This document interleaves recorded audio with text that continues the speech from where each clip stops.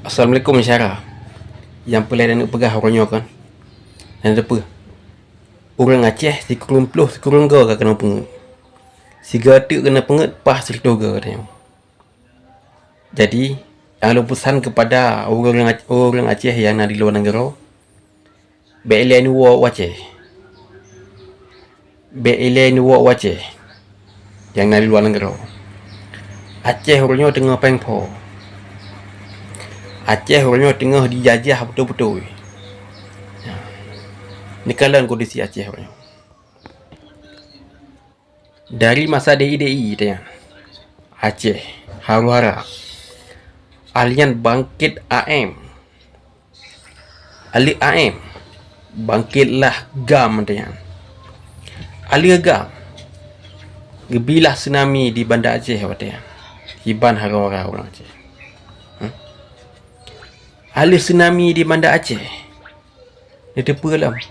Gempa paling dahsyat yang di Pedia Jaya. Nak tengok ni? Tapi cerah tanah-tanah. Berat tak gempa katanya. Bencana di Aceh. Yang kejut Acehnya hantam pernah aman lu kala. Ali gempa katanya. Banjir berosa. Dalam bulan 12 berosa. Banjir. Ni kala kondisi Aceh pajan yang aman. Alih banjir, masalah dengan penjadu, masalah dengan JKA orangnya. Bencana di mana-mana, tengah bencana, tengah dijajah Aceh. Ni kala orangnya kondisi Aceh. Yang penget orang Aceh, orangnya kolegau.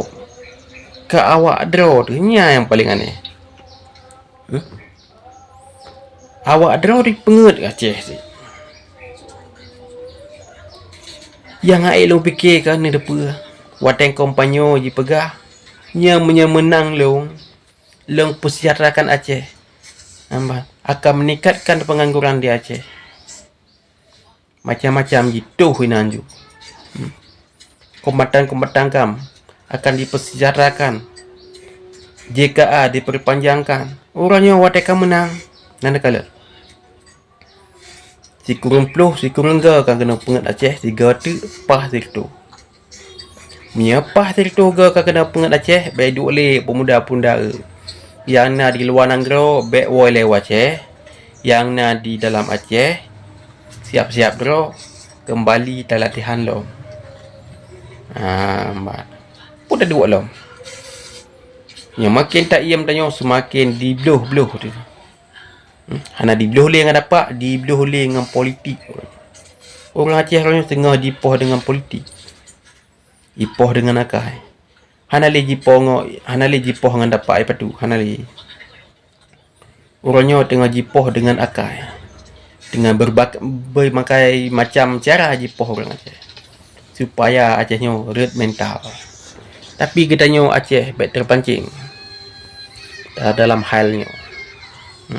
Mungkin yang cobaan lagi bila Allah. Yang penting sabar ile. Bersiap-siap dulu pemuda-pemuda Aceh yang nak di luar negara. Yang nak di dalam negara. Kajut ni sabar-sabar ile. Yang nak di luar negara bela dua. Yo kondisi Aceh tengah hana aman. Tengah dipelaku betul-betul. Dengan berbagai macam cara dipelaku Aceh. Kerja sampai-sampai long pegah. Nak pay-pay long pegah. Acehnya memang dipimpin oleh partai yang mantang tanya tahu metungku diji bak partai han akan tercapai cita katanya. Han akan merdeka katanya dengan partai.